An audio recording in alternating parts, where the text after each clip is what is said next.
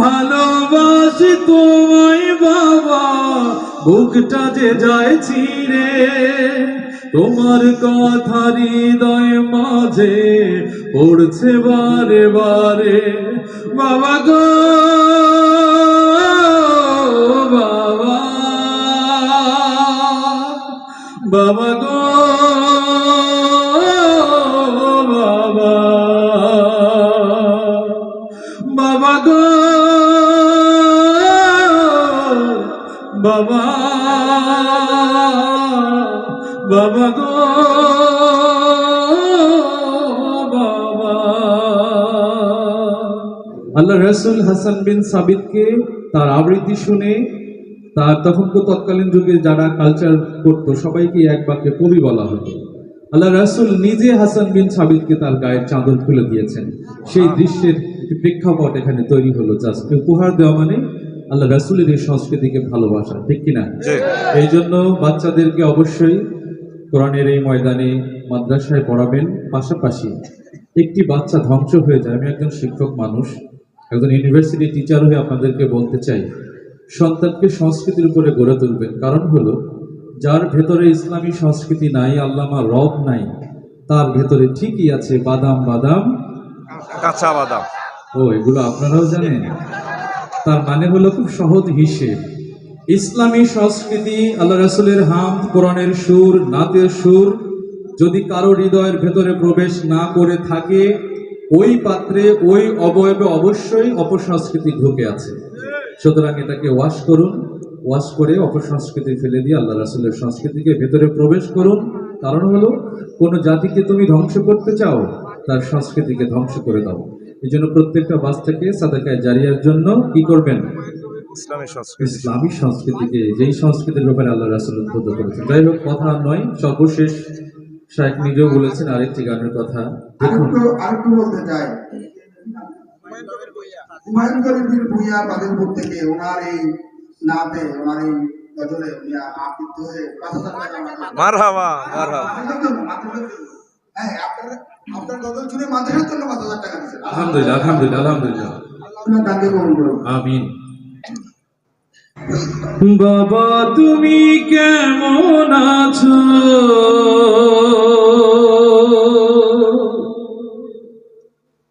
ছোট মাটির ঘরে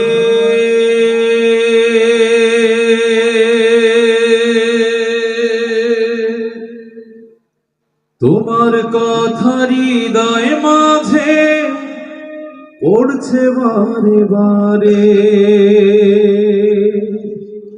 বাবা তুমি কেমন আছো, ছোট মাটির ঘরে তোমার কথা হৃদয় মাঝে পড়ছে বারে বারে। বাবা গো বাবা, বাবা গো বাবা, বাবা গো বাবা, বাবা গো বাবা।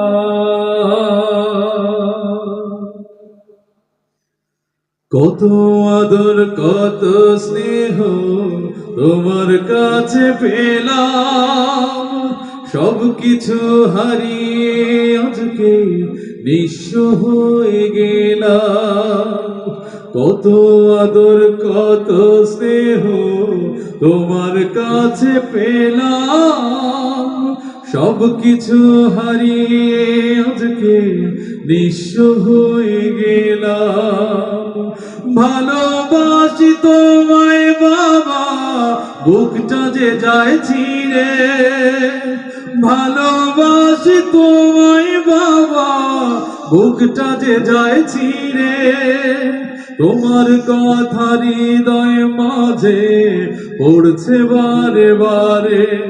বাবা গো বাবা, বাবা গো বাবা, বাবা গো বাবা বাবা গো বাবা, তোমার মতো আপন কেহ পাই না তোমার খোঁজে, তাই তো আজ ঘুমের ঘোরে অশ্রুতে যাই ভিজে। তোমার মতো আপন কেহ পাই না তোমার খোঁজে, তাই তো আজ ঘুমের ঘোরে অশ্রুতে যাই ভিজে। সুখে থেকো পরম সুখে জান্নাতের ভেতরে, সুখে থেকো পরম সুখে জান্নাতের ভেতরে।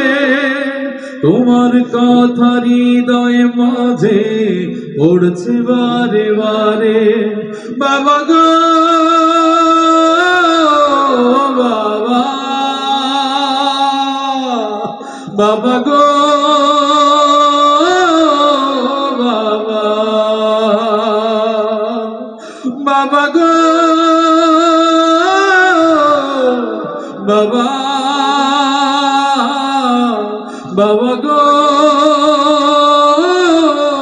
বাবা। বাবা তুমি কেমন আছো ছোট মাটির ঘরে, তোমার কথা হৃদয় মাঝে পড়ছে বারে বারে। বাবা তুমি কেমন আছো ছোট মাটির ঘরে, তোমার কথা হৃদয় মাঝে পড়ছে বারে বারে। বাবা গো বাবা, বাবা গো বাবা, বাবা গো বাবা,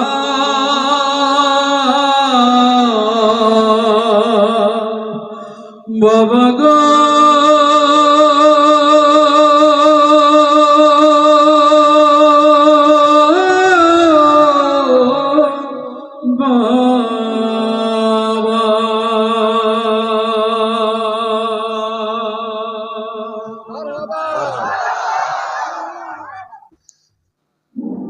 প্রিয় ভাইরা, বাবাকে ভালোবাসবেন।